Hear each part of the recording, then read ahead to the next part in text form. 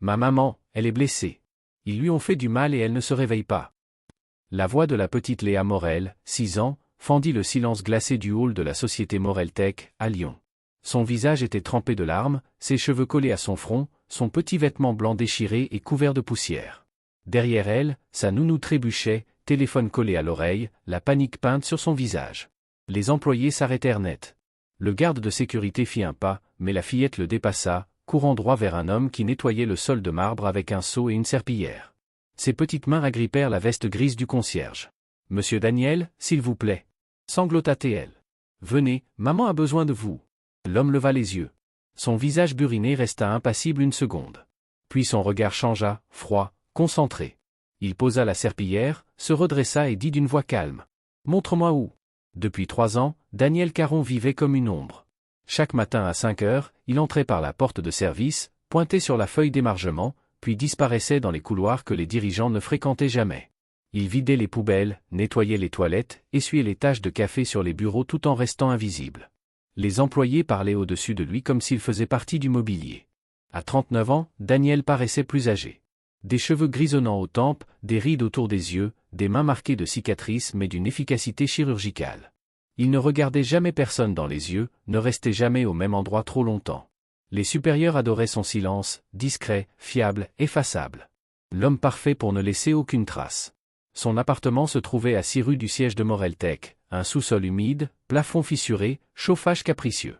Il ne possédait presque rien, un lit étroit, une table, 2 chaises, une plaque électrique, et sur la commode, une seule photo encadrée, posée face contre bois.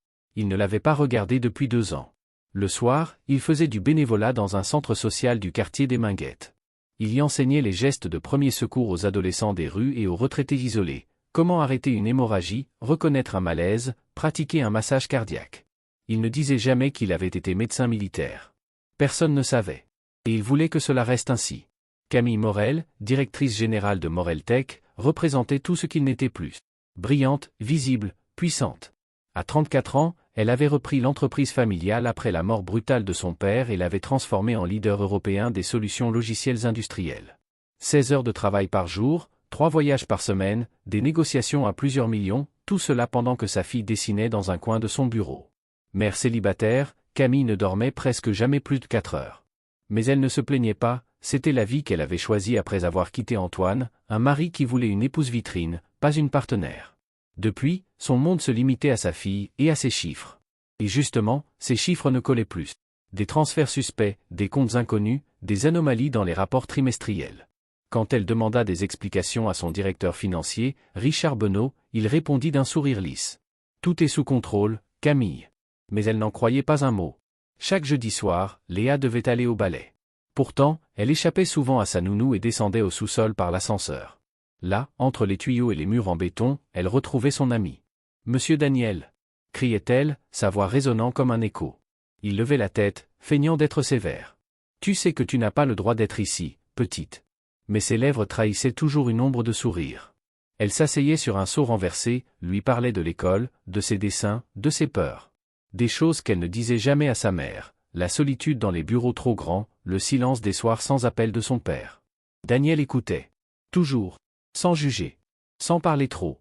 Parfois, il lui apprenait à faire des nœuds, à siffler, ou à reconnaître un fruit mûr d'un simple regard. Les employés ne comprenaient pas pourquoi la fille de la PDG passait du temps avec le concierge. Certains murmuraient que c'était déplacé. Camille, elle, avait remarqué, mais n'avait jamais interdit. Il y avait dans le silence de cet homme quelque chose d'étrangement apaisant. L'attaque eut lieu un jeudi soir. Camille travaillait seule, la ville déjà endormie, penchée sur les relevés financiers. Les chiffres racontaient une histoire de trahison, millions détournés, sociétés fantômes, signatures falsifiées. Celle de Richard Benoît. Elle rangea les documents, envoya un message à la nounou. « Je descends dans 5 minutes. » Elle prit l'ascenseur pour le 2e sous-sol, où se trouvait le parking. Le lieu était désert, à peine éclairé par des néons vacillants. Ses talons résonnaient sur le béton. Elle ne les entendit pas venir. 2 hommes en cagoule sortirent de l'ombre. Elle eut à peine le temps de crier. L'un la tira en arrière, son porte-documents s'écrasa au sol, les papiers volant partout. « Où sont les fichiers ?» Une voix étouffée, mais familière. Elle eut à peine le temps de répondre qu'un coup de poing lui écrasa l'estomac. Un autre la projeta contre une colonne de béton. Sa tête heurta violemment. Le sang lui coula dans les yeux. Les sauvegardes. Où? Puis plus rien. Des pas précipités. Le rugissement d'un moteur. Et le silence. En haut, la nounou, Madame Chen, regarda sa montre. 15 minutes. Aucune réponse au téléphone. Reste près de moi, Léa, je vais voir ta maman. Elles descendirent ensemble. Les portes de l'ascenseur s'ouvrirent sur le garage désert. Un gémissement. Madame Morel? Léa aperçut une silhouette étendue. Sa mère. Elle voulut courir, mais la nounou la retint. Camille gisait au sol, le visage tuméfié, le bras tordu sous un angle impossible. Les papiers éparpillés autour d'elle. Ne la touche pas, Léa, appela la nounou en composant le 18. Nous avons besoin d'aide, maintenant. Mais Léa arracha sa main, déjà courant vers l'ascenseur. Monsieur Daniel. Il saura quoi faire. Et le miracle du destin allait commencer par cette course d'enfants. Les portes de l'ascenseur s'ouvrirent avec un bruit sec dans le hall de Moreltech. La petite Léa surgit, essoufflée, les joues baignées de larmes. Son regard chercha frénétiquement parmi les employés figés. Et puis, elle le vit, Monsieur Daniel, près des portes vitrées, en train de vider une corbeille. Elle fonça vers lui, se jeta contre sa veste grise et s'agrippa de toutes ses forces. Monsieur Daniel, sanglota-t-elle. Ma maman est en bas, elle ne bouge plus, il faut venir. Daniel se figea, se pencha, posa ses mains sur ses épaules tremblantes. Sa voix, grave et calme. Respire, ma puce. Dis-moi exactement où. Dans le garage, au sous-sol. Madame Chen est avec elle, mais maman ne se réveille pas. Le garde de sécurité s'approcha. J'ai appelé le SAMU. Ils arrivent dans 6 minutes. 6 minutes, c'est trop long, murmura Daniel. Un changement radical passa dans son regard.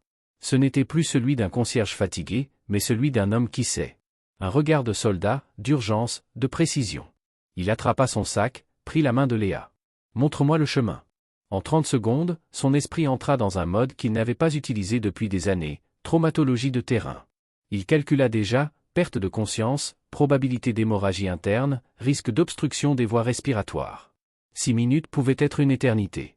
Les portes de l'ascenseur s'ouvrirent sur le garage. L'air y sentait l'huile et la peur.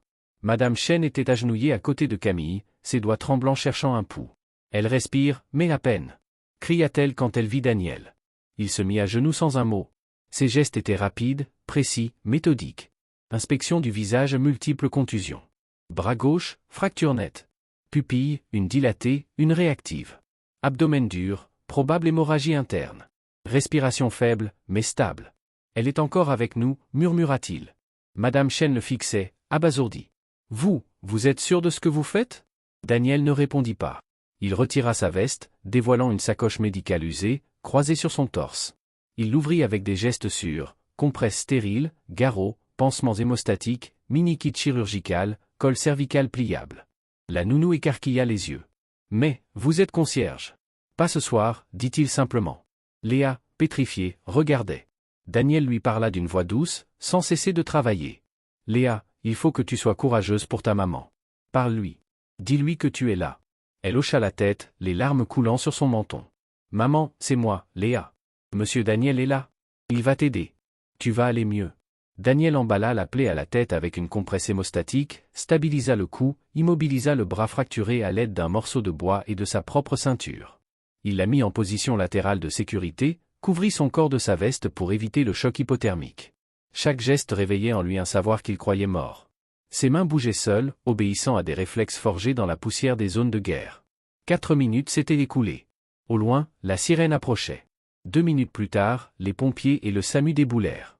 Une femme en uniforme s'agenouilla près de Daniel, observa rapidement son travail, puis le fixa, stupéfaite. Qui a fait ça? Moi. Elle examina, col parfaitement posé, garrot correct, pansement stérile. Son ton changea, presque admiratif. Vous lui avez sauvé la vie. Vous êtes militaire? Daniel répondit calmement. Juste quelqu'un qui a déjà vu pire. Lorsque les ambulanciers chargèrent Camille sur la civière, Daniel recula d'un pas. Un policier s'approcha. Votre nom? Daniel Caron. Concierge, ici. Le policier fronça les sourcils, jetant un coup d'œil à la sacoche médicale. Concierge, avec du matériel de secouriste militaire? J'ai une formation. Et l'enfant est venu me chercher. J'ai fait ce qu'il fallait avant l'arrivée du SAMU. Puis, sans attendre, il remit son badge autour du cou et s'éloigna lentement vers l'ascenseur.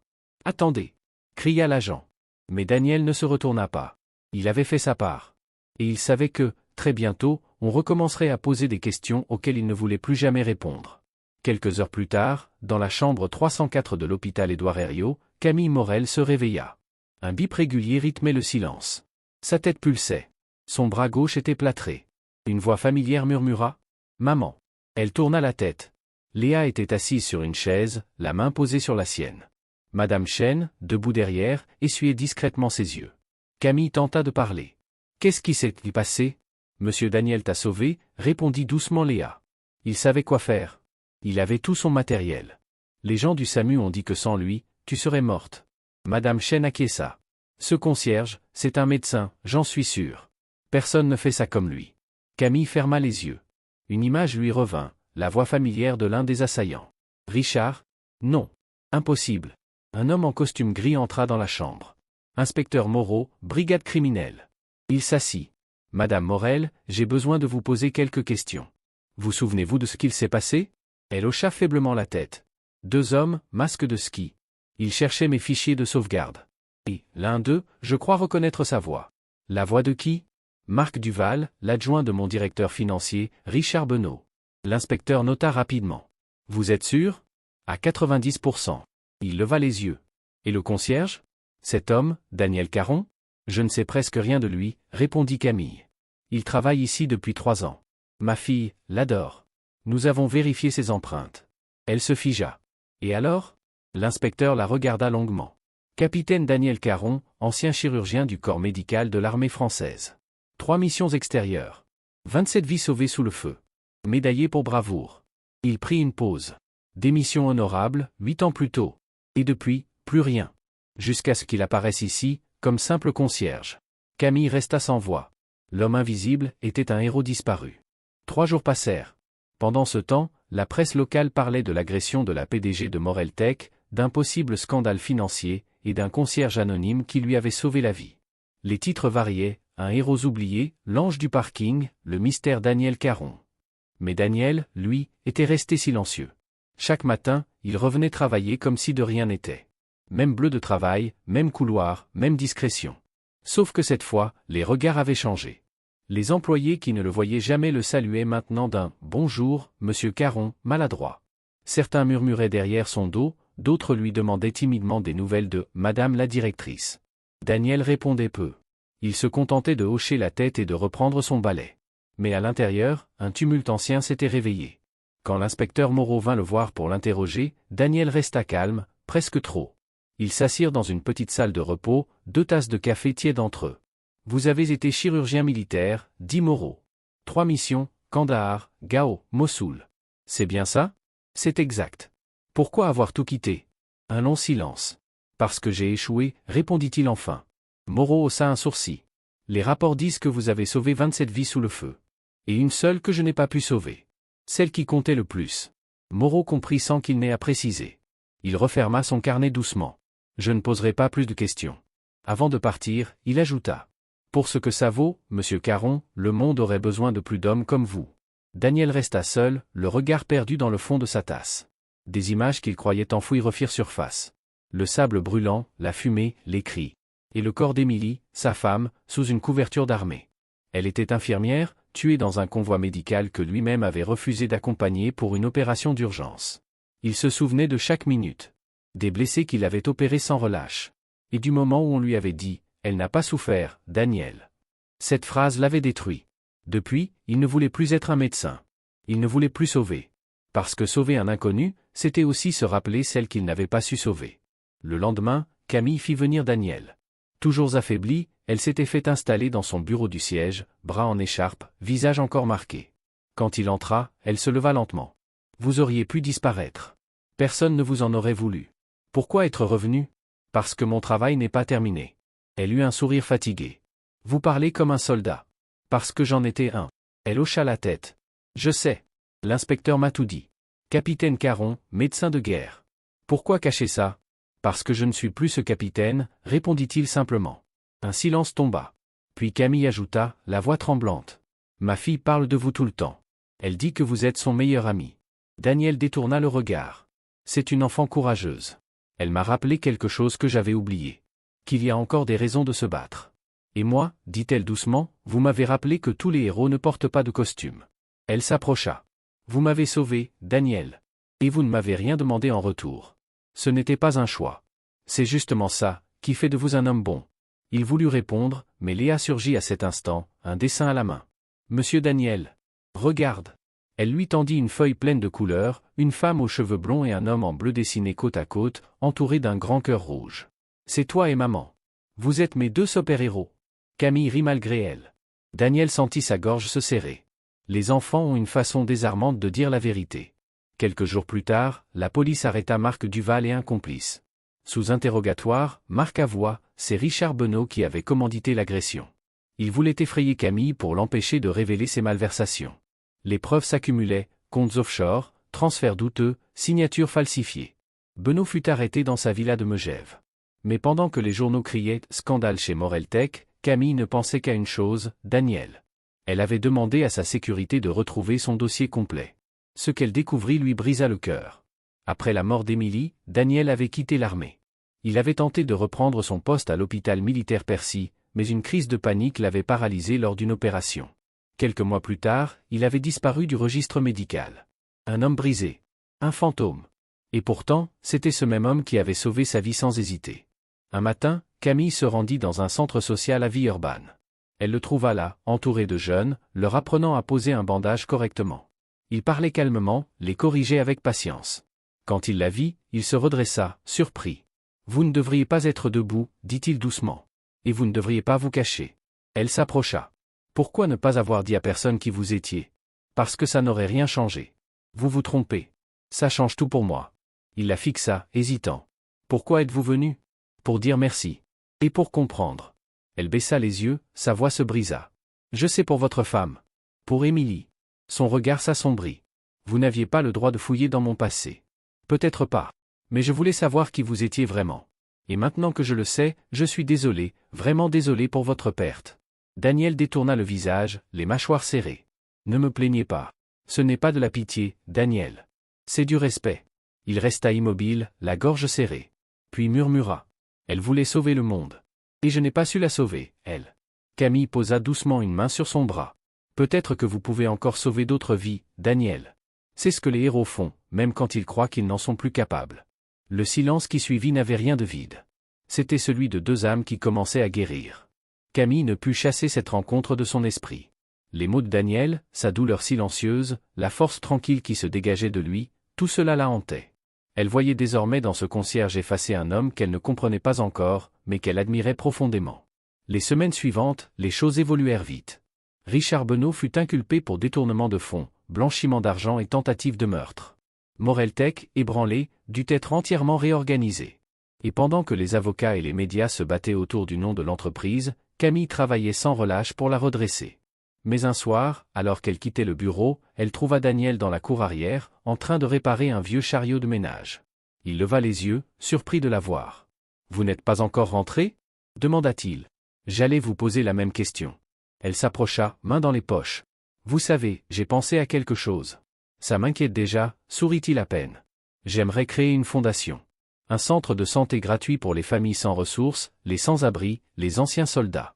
Un lieu où personne ne serait jugé ni refusé. » Daniel se redressa lentement. « C'est un très beau rêve. Mais un rêve coûteux. Je peux le financer, répondit-elle sans hésiter. Et qui dirigerait ce centre? Vous. » Il resta immobile, comme figé. « Non. Pourquoi pas? Vous êtes le seul que je connaisse capable de le faire. Parce que je ne suis plus médecin. Ma licence a expiré. Vous avez sauvé ma vie avec une trousse de secours et deux mains. Si ça, ce n'est pas un médecin, alors qu'est-ce que c'est? » Il baissa les yeux, secoua la tête. « Chaque fois que je pense à pratiquer de nouveau, je vois son visage. »« Émilie ?» demanda doucement Camille. Il hocha la tête. « Oui. J'ai juré de ne plus jamais toucher un scalpel. Parce que ce jour-là, j'ai échoué. » Camille inspira profondément. « Vous croyez qu'elle voudrait que vous vous punissiez ainsi? Elle aussi sauvait des vies. Et je pense qu'elle aimerait que vous continuiez à le faire. Vous ne savez pas ce que c'est, dit-il, la voix rauque. Si. Je sais ce que c'est que de se sentir coupable d'avoir survécu. » Elle s'approcha d'un pas. « Vous m'avez sauvé. Et vous ne m'avez rien demandé. Vous avez choisi d'agir. C'est ce que font les vrais médecins, Daniel. Pas ceux qui portent une blouse, mais ceux qui refusent de laisser quelqu'un mourir quand ils peuvent aider. » Il la regarda longuement. Puis, lentement, le mur dans ses yeux commença à se fissurer. « Et si je n'y arrive pas? Alors vous aurez essayé. Et parfois, essayer suffit à guérir une âme. » Les mois qui suivirent furent un tournant. Daniel accepta finalement de suivre une formation de réhabilitation médicale pour réactiver sa licence. Chaque matin, il se levait avant l'aube, étudiait la physiologie, la chirurgie, les protocoles de premiers secours. Et chaque soir, il rejoignait le chantier du futur centre de santé Émilie Caron, que Camille finançait intégralement. Camille, de son côté, travaillait avec les architectes pour créer un espace chaleureux, loin des hôpitaux froids, murs de couleur sable, grande baie vitrée, salle d'attente avec des jouets et un coin lecture. Elle voulait que ce soit un lieu de vie, pas de peur. Léa, elle, s'improvisa mascotte du projet. Elle dessinait des panneaux pour les murs, des cœurs, des arcs-en-ciel, des phrases comme « Ici, tout le monde guérit ». Chaque fois que Daniel venait, elle courait vers lui pour lui montrer un nouveau dessin. Un soir, alors qu'ils observaient les ouvriers terminer la façade, Camille dit doucement. « Vous savez, je n'ai jamais vu Léa aussi heureuse. » Daniel sourit légèrement. Les enfants voient ce que les adultes oublient, qu'il y a toujours une lumière, même dans les ruines. Vous parlez comme un poète. Non, juste comme quelqu'un qui a passé trop de temps dans le noir. Le jour de l'inauguration arriva enfin. Le soleil baignait le parvis d'une lumière dorée. Camille, élégante dans une robe crème, tenait la main de sa fille. Daniel portait une chemise blanche sous une blouse de médecin, la première depuis 8 ans. Quand le ruban fut coupé, les habitants du quartier applaudirent. Des familles, des anciens soldats, des enfants curieux. Et au-dessus de la porte, en lettres sobres, on lisait « Centre médical Émilie ». Daniel leva les yeux vers l'enseigne. Il sentit un nœud dans sa gorge, mais cette fois, c'était un nœud de paix. Camille s'approcha. « Vous avez tenu parole, murmura-t-elle. »« Non, nous avons tenu parole. Je crois qu'elle serait fière de vous. » Il esquissa un sourire. « Peut-être. Et moi, je suis fier d'elle et de vous. » Léa s'interposa, brandissant un nouveau dessin, un homme en blouse blanche entouré d'enfants. « C'est toi, docteur Daniel. Et c'est maman qui t'aide. » Il rit doucement. Pour la première fois depuis des années, son rire ne sonnait plus cassé. Ce soir-là, après le départ des invités, ils restèrent tous les trois devant le bâtiment. La brise tiède faisait danser les banderoles. « Vous avez changé ma vie, » dit Camille d'une voix sincère. « Vous m'avez appris que parfois, sauver quelqu'un d'autre, c'est aussi se sauver soi-même, » répondit Daniel. Un long silence. Puis Léa leva les yeux. « Est-ce que vous venez dîner avec nous, docteur Daniel ? C'est la fête. » Camille le regarda, le cœur battant. Il hésita, puis hocha la tête. « Avec plaisir. » Ils s'éloignèrent ensemble, leurs silhouettes se découpant sous les lampadaires. Et pour la première fois depuis longtemps, Daniel sentit qu'il ne fuyait plus. Il avançait. Les semaines passèrent comme un souffle tiède de printemps. Le centre Émilie avait ouvert ses portes à tous, et la nouvelle se répandait dans tout Lyon. Un endroit où personne ne payait, où personne n'était jugé. Les patients arrivaient par dizaines chaque jour, des sans-abri, des mères seules, des vétérans perdus, des adolescents cabossés. Daniel Caron, désormais redevenu docteur Caron, travaillait sans relâche.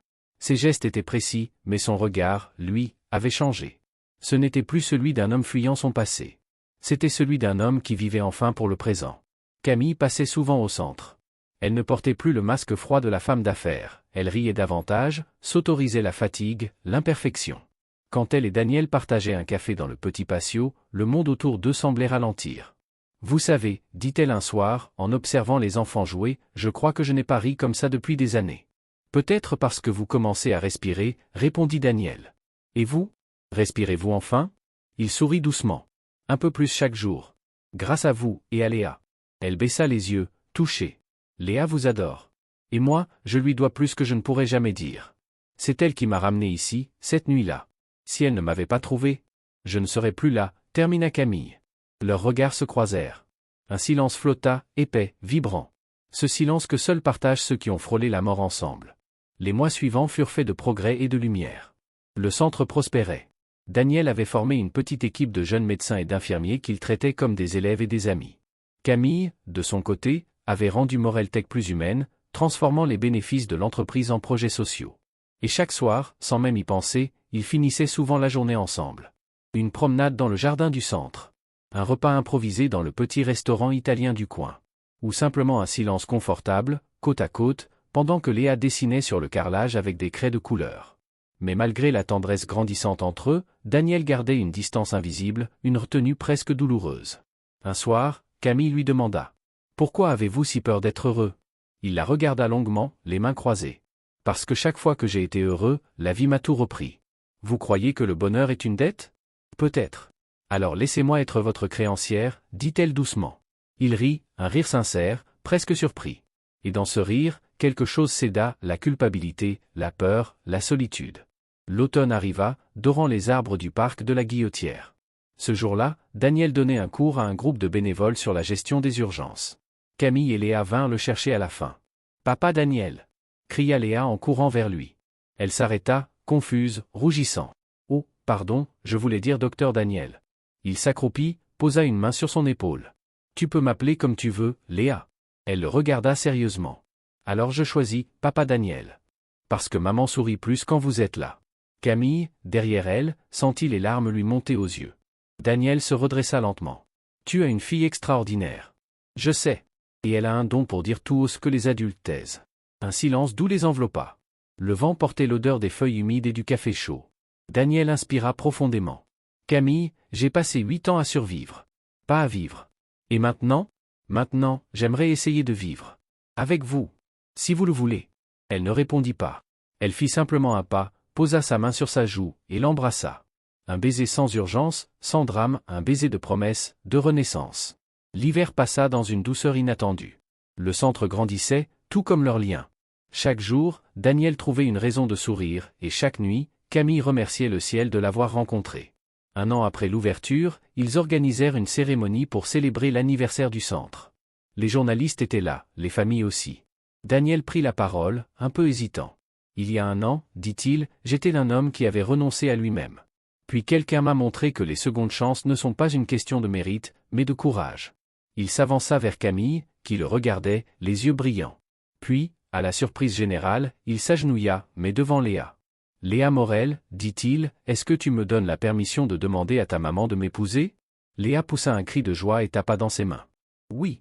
Oui, 1000 fois oui. » Daniel se releva, ouvrit une petite boîte où brillait une bague simple, délicate. « Camille Morel, murmura-t-il, vous m'avez sauvé bien avant que je ne vous sauve.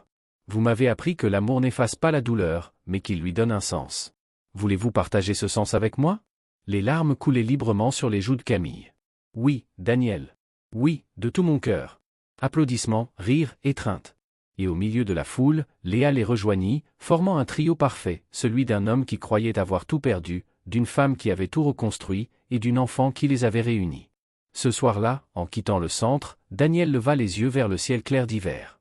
Il crut sentir la présence d'Émilie, douce et lointaine, comme un souffle dans le vent. Et dans ce murmure silencieux, il entendit presque une voix dire « Tu as enfin recommencé à guérir. » Il serra la main de Camille. Léa s'accrocha à sa jambe. Et tous trois s'éloignèrent ensemble, vers une lumière qui, pour la première fois depuis longtemps, ne faisait plus mal aux yeux. 2 ans s'étaient écoulés depuis cette soirée où Daniel avait glissé la bague au doigt de Camille. 2 années de vie partagée, de travail, de rire, de projets, de lendemains un peu plus doux. Le centre Émilie était devenu un pilier de la communauté lyonnaise, un refuge pour ceux que la vie avait oubliés. Chaque mur, chaque couloir respirait la compassion. Le matin, Daniel arrivait toujours le premier, ouvrant les volets, humant l'odeur du café que Camille préparait déjà dans la cuisine du personnel. Léa, désormais âgée de 8 ans, portait une petite blouse blanche et se proclamait « assistante officielle du docteur Caron ». Elle collait des pansements décorés de cœurs sur les genoux des enfants, dessinait des arcs-en-ciel sur les murs de la salle de jeu et faisait rire les patients les plus sombres. Un samedi de mai, la ville célébrait la fête de la santé solidaire. Camille et Daniel avaient organisé une grande journée portes ouvertes au centre. Consultations gratuites, ateliers de premiers secours, repas partagés. L'air sentait la lavande et le pain chaud. Camille portait une robe bleue, simple, mais lumineuse.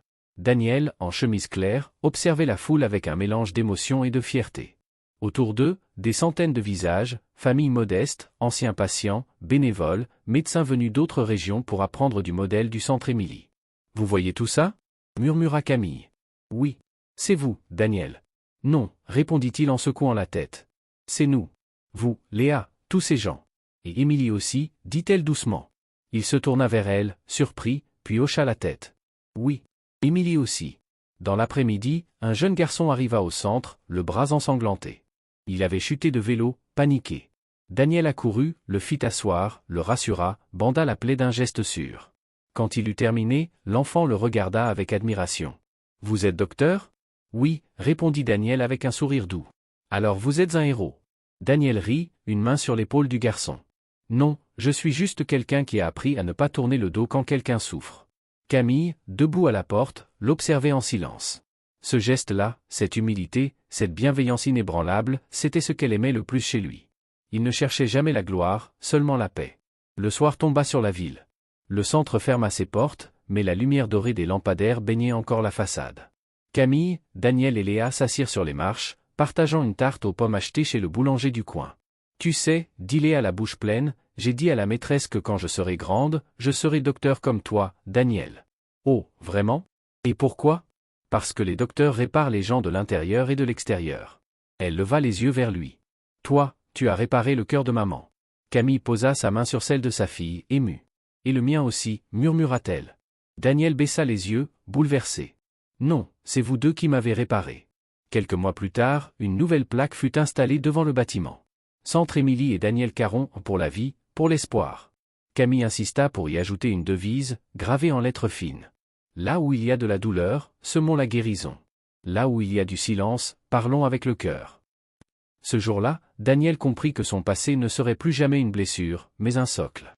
Les cicatrices ne disparaissent pas, pensa-t-il, mais elles cessent de faire mal quand elles deviennent une preuve qu'on a survécu. Les années continuèrent de s'égrener, paisibles. Leur famille grandit, pas seulement par le sang, mais par tous ceux qu'ils aidaient. Les fêtes de fin d'année se célébraient dans la grande salle d'attente transformée en cantine. Des enfants riaient, des familles partageaient des plats faits maison, des guirlandes pendaient entre les stéthoscopes et les dossiers médicaux. Daniel, désormais cheveux argentés, regardait tout cela en silence, le cœur rempli d'une gratitude simple. Camille, à ses côtés, lui prit la main. « Tu te souviens de cette nuit au parking ? Comment l'oublier ? Si quelqu'un m'avait dit qu'un jour, cette nuit deviendrait le début de tout ça. J'aurais dit qu'il était fou, répondit-il en souriant. Léa bondit entre eux, une guirlande autour du cou. C'est Noël, arrêtez d'être romantique. On a besoin de vous pour distribuer les cadeaux. Ils éclatèrent de rire. Et dans ce rire partagé, Daniel sentit une paix totale l'envahir, celle d'un homme qui avait enfin trouvé sa place. Quand la neige commença à tomber dehors, il leva les yeux vers le ciel. Sous la lumière des lampadaires, les flocons dansaient, lents et légers. Il murmura, presque pour lui-même. « Merci, Émilie. » Et quelque part, dans le silence blanc de la nuit, il crut entendre une réponse. Une voix tendre, apaisée. « Tu n'as jamais cessé de soigner, Daniel. Tu as simplement trouvé une autre façon d'aimer. » Il serra la main de Camille. Léa riait à leurs pieds, entourée d'enfants. Et dans cette image simple, pure, vivante, se trouvait tout ce que l'homme brisé d'autrefois avait cru perdu. L'amour, la paix et l'héritage du cœur. Étoile en cercle.